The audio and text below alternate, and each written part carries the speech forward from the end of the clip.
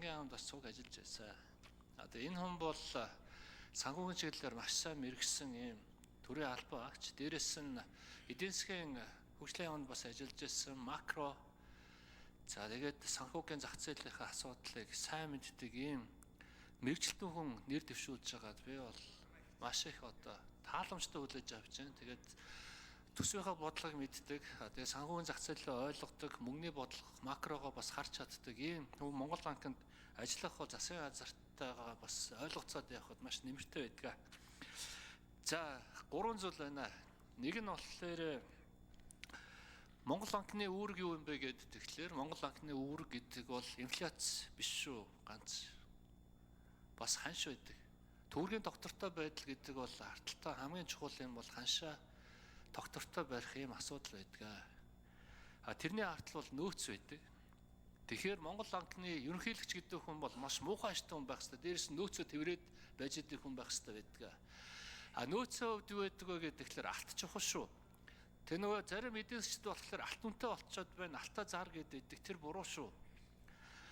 Алтаа бид тэр бүр 100 тонн 300 тонны ийм нөөцөнд хүрчих юм бол дэлхийн бүх одоо хөрөнгө оруулалтын банкуд, банк санхүүгийн сангууд чинь бүгдээрээ хурж ирээд маш их хэмжээний баг үетэй ийм зээлийн их усрыг Монголын зах зээлд нийлүүлэх бүрэн боломжтой. Ийм байдлаар бид нар зээлийн хүүг асар богино хугацаанд одоо буулгах ийм эдийн засгийн өш өргөн бий болно гэдэгт бол анхаарч ажиллах хэрэгтэй шүү.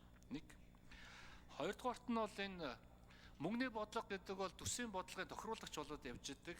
Тэгээд зах зээл дээр мөнгө авахгүй тахиод бол бид нар бодлогын хүүгээ буулгах замаар зах зээл рүү мөнгө оруулаад явж явах хэрэгтэй. Гэтэл яг одоо ингээд бодлогын хүүгээ бууруулах, зах зээл бизнесүүдэргээ мөнгө гаргах ийм шаардлага бол үүсчихэд байгаа гэдэг бас анхаараарай.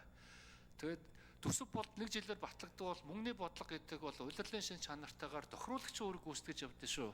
Тийм болохоор энэ дээр нөөцөө замуу инфляцаа хэтэрхий их онолж явж байна гэж хагаад зах зээлээ бас ингээд буцалж болохгүй шүү гэдэг дээр нэг санаа хэлмээр байна. Анхаараарай. За дараагийнх нь гадаадын банк.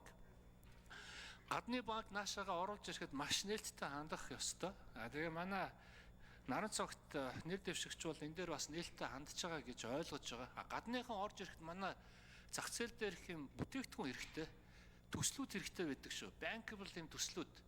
Энэ төслүүдтэйгээ бид нар дэмжиж оруулж ирж ээж хаалгаа нээж ээж гадны банк орж ирнэ. Тэгэхээр энэ дээр бол нээлттэй хандах хэрэгтэй. За гişүүд нэр дэвшигчээс асуулт асууж хариулт авч үг гэж дуслаа. За чуулганы уралдааныг 14 цаг хүртэл